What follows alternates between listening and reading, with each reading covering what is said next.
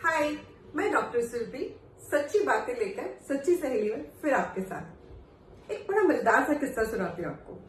एक बार मेरा बेटा जब करीब 8 साल का होगा तो उसने मैं और मेरे हस्बैंड बैठे थे और उसने मुझसे पूछा, मम्मी आप कहती हो कि मैं आपकी बॉडी से निकला हूँ और मुझे आपने पैदा किया है, लेकिन जब भी मुझे कोई मिलता है तो वो कहता है अरे ये तो बिल्कुल पापा जैसा लगता है, इसकी आदतें तो एकदम पापा जैसी है।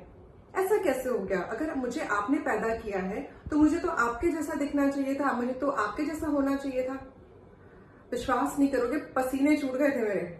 मुझे लगा यार अब इसका जवाब मैं क्या दूं। मैंने अपने हस्बैंड की तरफ देखा, बोला देखो ना बच्चा कुछ पूछ रहा है, जवाब दो। हस्बैंड की भी हालत मेरे जैसी थी, फटाफट से फोन कान पे लगा के हेलो हेलो करते हुए कमरे से बाहर निकल गए। कैसे मैंने उस मोमेंट को, उस समय को मतलब कैसे देखा, और आज भी सोचती हूँ तो हंसी आती, इतना हंसी आती है मुझे कि कैसे हमारी हालत क्या थी। इस तरह के ऑकवर्ड सवाल आपकी जिंदगी में भी बहुत आते होंगे, और अब तो ये सवाल बढ़ते जा रहे हैं क्योंकि बच्चों के पास पिटारा है इंटरनेट का। इतनी चीजें देखते हैं उस पर, इतने सारे सवाल पूछते हैं। सवाल पूछना बच्चों की जिज्ञासु होना मतलब बच्चों की प्रवृत्ति है, एक नेचर है, सवाल तो बच्चे पूछेंगे। अब क्या हम इन सवालों के लिए तैयार है? नहीं, बात ये है क्या हमें खुद को इन सवालों के लिए तैयार करना चाहिए कि नहीं। क्योंकि कुछ टॉपिक पे हम आज भी डरे सहमे रहते हैं कि कोई पूछना नहीं, क्योंकि हमसे किसी ने बात नहीं की, हमें किसी ने नहीं बताया, तो हम कैसे बात करें, कैसे शुरू करें। मैंने अपने बेटे के साथ जब ये सब होने के बाद, और क्योंकि गायनेकोलॉजिस्ट हूं तो बहुत सारे वर्ड्स थोड़े फैमिलियर थे, मैंने अपने बेटे के साथ बात की जब वो 15 ईयर्स का था, और मैंने उसको बोला कि आज मैं तेरे को सेक्स के बारे में बताना चाहती हूँ, सेक्स के बारे में कुछ एजुकेट करना चाहती हूँ।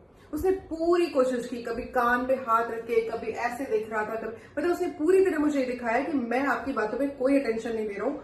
एक इतनी ऑकवर्डनेस थी हम दोनों के बीच में कि वो मेरी से आंखें नहीं मिला रहा था, मुंह छुपा के इधर उधर कभी कुछ कर रहा था। पर मैं एडमेंट थी कि आज तो मैं बात करके रहूंगी। आप विश्वास करेंगे, उसके पूरे ये दिखाने के बावजूद कि उसने अटेंशन नहीं दी, उसने बातें सुनी, कुछ तो सुना, और हम दोनों के बीच में एक दीवार गिर गई। उस दिन के बाद से मैं देखती हूँ कि हमारे कन्वर्सेशन बहुत चेंज हो गए हैं। आज वो मुझसे पूछता है क्या मम्मी मास्टरबेशन करना से वाकई कमजोरी आ जाती है? मेरा एक दोस्त ये कह रहा था उसको ऐसा हुआ, तो क्या ये भी नाइट फॉल होता है? अरे मेरी बहन को पीरियड्स आए तो मम्मी इसके साथ भी वही हो रहा होगा जो आपने मुझे बताया था। तो ऐसे बहुत सारी चीजें आज हम दोनों के बीच में नॉर्मल हो गई हैं। कायदे में ये कन्वर्सेशन उस दिन शुरू हो जाना चाहिए जब हम अपने बच्चे को बॉडी पार्ट्स के बारे में बता रहे होते हैं, मगर ये समझ अभी तक कहीं इस तरह की चीजें हुई नहीं है और हमें कभी इस तरह से ट्रेन नहीं किया गया, तो वहां होना मुश्किल होता है। तो सच्ची सहेली एक नई शुरुआत कर रही है। हम आपके साथ मिलके इन दूरियों को कम करना चाहते हैं, इन ऑकवर्ड सिचुएशंस को कम करना चाहते हैं। तो हम इस सीरीज में हम सेक्स एजुकेशन के बारे में कुछ टिप्स आपको देंगे, और आप भी अपने सवाल खुलकर पूछिए कमेंट बॉक्स में, और हमें बताइए कि आपको क्या दिक्कत आती है जब आप ये कन्वर्सेशन शुरू करना चाहते हैं या नहीं करना चाहते, तो आपको क्या लगता है कि क्यों नहीं करना चाहिए। हम पहले ऐसे सोचते थे कि अगर हम इस टॉपिक पे बात करेंगे तो बच्चे को हम उसका ध्यान हम ऐसी चीजों की तरफ ले जाएंगे, पर एक फैक्ट बता दूं आपको, 7th और 8th क्लास तक सारे बच्चे एक बार पॉर्न देख चुके हैं। समझ आया हो या नहीं, लेकिन देख चुके हैं। और गूगल सिर्फ सर्च रिजल्ट दिखाता है, उसे कोई मतलब नहीं कि सामने जो बैठा है वो क्या जानना चाहता है। तो बच्चे को ऐसी चीजों से बाहर निकालने के लिए कुछ गलत इन्फॉर्मेशन से बिना देने के बजाय हम कुछ सही इन्फॉर्मेशन दें और टाइमली इन्फॉर्मेशन दें। तो सच्ची सहेली पूरी मदद करेगी आपकी इसमें। बस हमारे साथ जुड़ के इस बदलते समय के साथ अपने आप को तैयार करते रहिए।